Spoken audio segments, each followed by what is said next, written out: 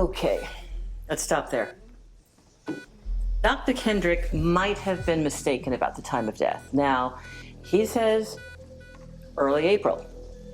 Based on the crime scene photos, it appears that the bodies were not wrapped in plastic or tarp. Now, this body gets into the water as of mid-April. The fisher crabs are going to be nibbling away at all the soft tissue.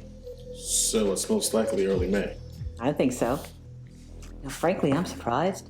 Dr. Kendrick is a stickler for details. I mean, he's one of the top MEs in the country. What else do you know about him? He works 6 days a week, never puts in for overtime. We all figure family money. He's obsessed with his work. Okay, so his timeline's off. Is it possible he's overworked?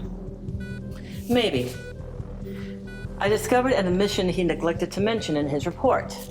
The body, dismemberment, took place ante-mortem. So the victim was alive? You're sure? Positive.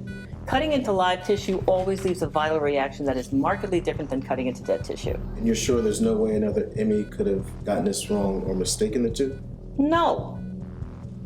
Now, you want to tell me what this is all about before I go and re-autopsy that mummified body over there? Anything I should know? Linda, watch your back with Redneck.